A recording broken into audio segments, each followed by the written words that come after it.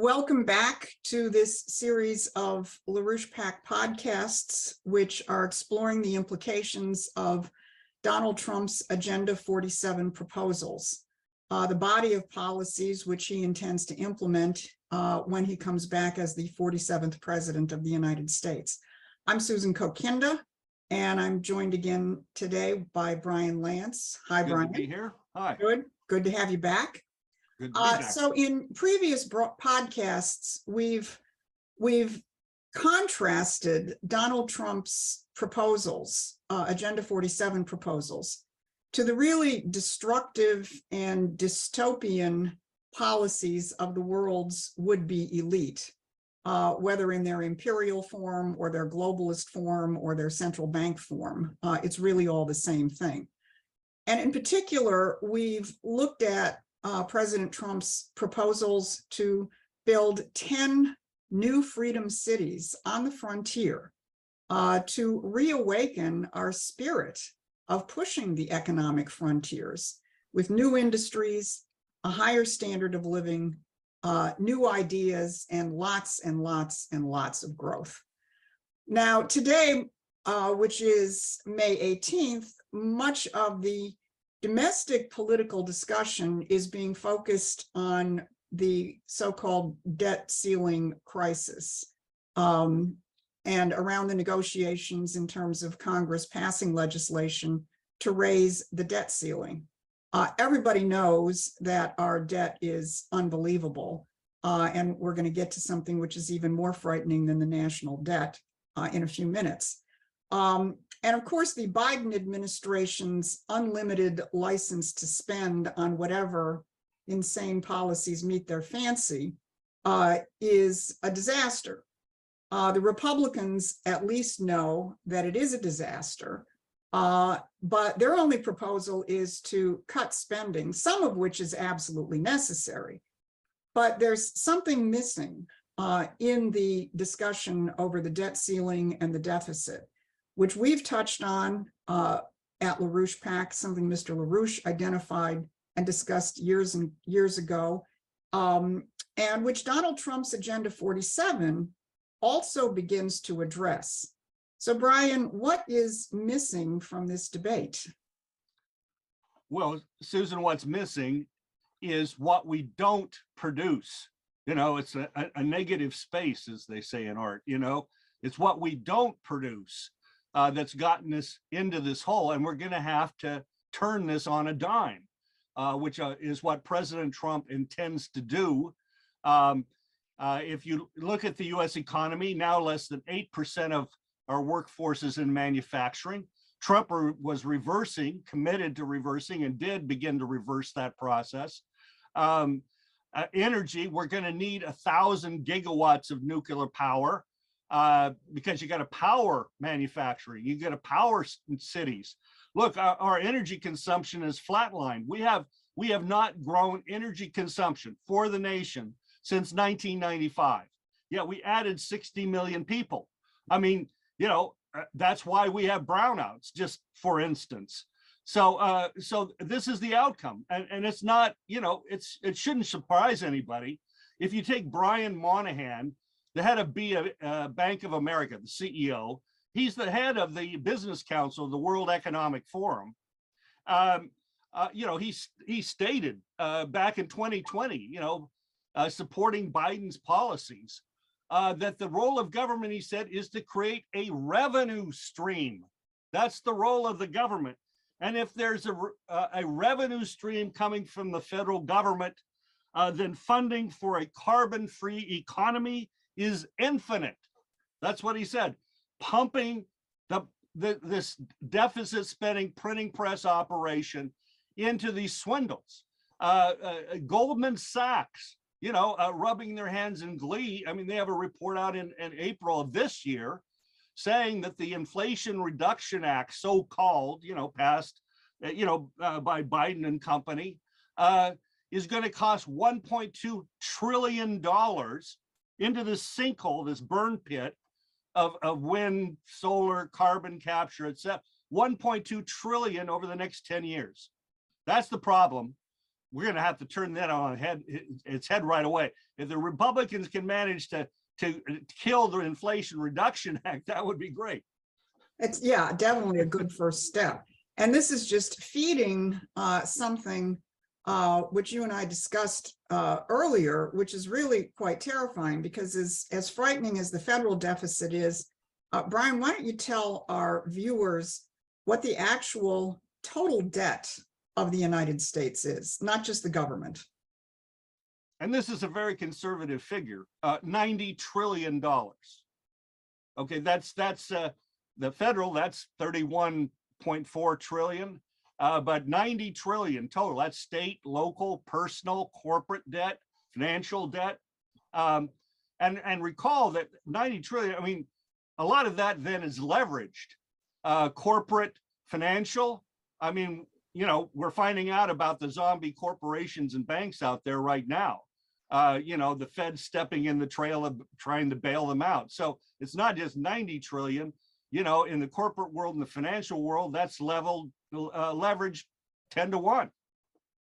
Well, I mean, that just really underscores the fact that, you know, if you think about how do you actually, you can approach this from two standpoints. You can do what the crazy monetarists and Democrats are doing, which is just keep refinancing and it gets bigger and bigger, as you keep saying. Or you can figure out how to start producing so that ultimately you're producing more so that you can begin to retire the debt. And so we're going to have to produce like never before to get out of this crisis. And I want to turn to President Trump's Agenda 47 discussion on energy independence to look at two different aspects of this challenge. The first is that we have to take the chains off of energy production, right? Oh, absolutely. Absolutely. And you know, just let's start with ESG, so-called environmental social governance. You know, this is the effort is to steer virtually all credit in the United States, funnel it into these insane wind, solar, carbon capture, et cetera, policies. And so they're attempting to impose this ESG on pension funds, on 401ks, et cetera. Trump banned that when he was president. He said he instituted a rule. This is not going to happen. It was the first ban on ESG, environmental social governance in the country. That was alongside getting us out of the climate accord, the Paris Climate Accord. He's also, right now, 25 states are suing. It's in court right now in Amarillo, Texas, in federal court to overturn Biden's attempt to reinstitute ESG and steal basically 401ks, et cetera. You know, again, funneling it into the burn pit. So Trump is committed to overturning that, as he says, as you know, Susan, in the Agenda 47 presentations he's been making. In fact, I'm gonna share this slide right now. This is his February 9th statement on making America energy independence. Yes. President Trump is very clear. This is a conscious deindustrialization policy, driving up the cost of energy into these completely counterproductive green technologies, which, yes, as you pointed out from the Bank of America chairman, can only function if they're massively subsidized by the government. So you're pouring a huge amount of money to subsidize these things. 30, 40, 50% subsidies. Yeah. Investment tax credits. Yeah. And then the quality of energy and the reliability of energy that they produce, you know, if you look at those windmills there, are absolutely ridiculous. Negative. So this, I wanted to highlight that, again, President Trump is very conscious of the fact that this is a conscious policy. Yes, absolutely. And alongside Trump's initiatives in that direction, we know he's intent and was carrying out in his first administration the removal of the so-called EPA measures, et cetera, blocking resource development, energy development, advanced energy development, and so forth. And that's absolutely critical, including for the 10 new cities he wants to build in the West, not 15-minute cities, productive cities in the West, is he wants to, as he states again in the Agenda 47, he wants to make them as much as possible free of these kind of restrictions that lock up resources and prevent development. All right, well, it's clear, and he already began to act on this in his first administration, to take these insane regulations and green restrictions off. But isn't it the case that we're going to have to think much bigger even than what he did in his first administration, not just in terms of the quantity of energy, but rather the quality of energy? Absolutely. Just thinking it, we added 60 million since 1995 in terms of our population. We're going to add another 30, 60, hopefully more, 70 million over the next 25 years, based by 2050. The energy's got to be there for them, but if we're going to manufacture and produce, we got to have a lot more per capita energy available at low cost. So that means advanced nuclear, it means fusion energy, and people should realize Trump was committed, it was reported on, 1.2 billion was invested by the Trump administration into advanced nuclear and fusion energy development. And that's how we got the breakthrough last December at Lawrence Livermore Labs, was out of that kind of initiative. And if you compare that to Biden, the avatar Biden, 1.2 trillion, over the next 2 years into this sinkhole, that's the strong contrast. So we got to do what Trump did the first administration, but it's going to have to be an order of magnitude greater. That's going to require a Glass-Steagall reorganization of banking, national credits into the physical economy directly, not through Wall Street, directly. That's the direction we're going to have to go. And we can do it. As Trump knows, we can do it. Well, it's sort of, you paint a picture that we're essentially in a world of two universes. And what even the better intentioned people in Congress are trying to do in terms of the debt ceiling is just firmly stuck in their universe, which is a universe of monetarism, a universe of negative growth, a universe of green energy. And, there's no bottom to the spiral that we're in. What you're describing and what is at least implicit, and in many cases explicit, in Donald Trump's Agenda 47 proposals is a completely different universe.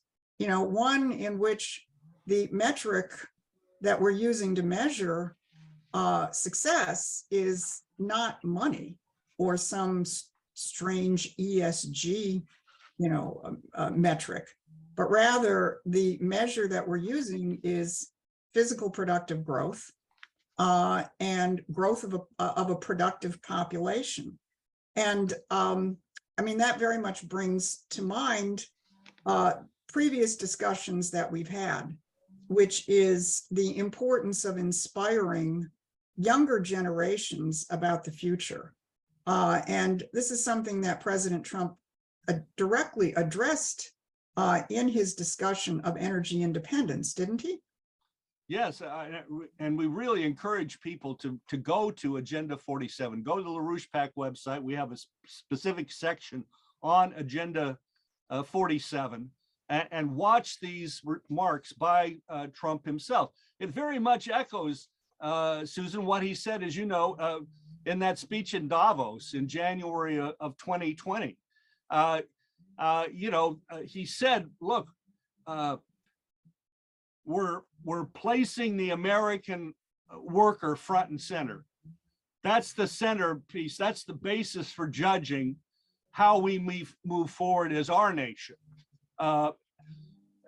More directly in terms of gender, he was challenging the whole Davos crowd, to get over, the pessimism and the stinking rot, of predatory oligarchy. In the Agenda 47, he's stressing it more directly, speaking to an American audience directly. He said, look, we're going to, in restoring a pro-American energy policy and reindustrialization policy, we will restore hope and aspiration to America's young people. He went on, he said, instead of being terrified, meaning young people, being terrified by political predictions of an ecological apocalypse, a climate apocalypse, toiling at low-wage jobs and left-wing make-work projects. Instead, we're going to build the United States out again as just an incredibly productive nation, and a beacon of hope for the world. That's Trump's perspective. We're amplifying that. We're fleshing it out, and that's the future, and that's where we're going.